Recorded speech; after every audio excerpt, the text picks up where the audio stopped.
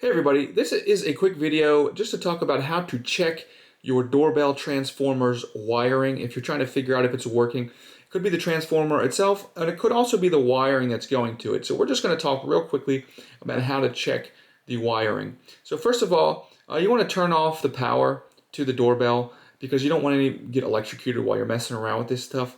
The second thing is you want to check the wiring itself. It'll usually be 18 gauge wire, and you just want to make sure that there's nothing like spliced or torn or corroded on the wiring.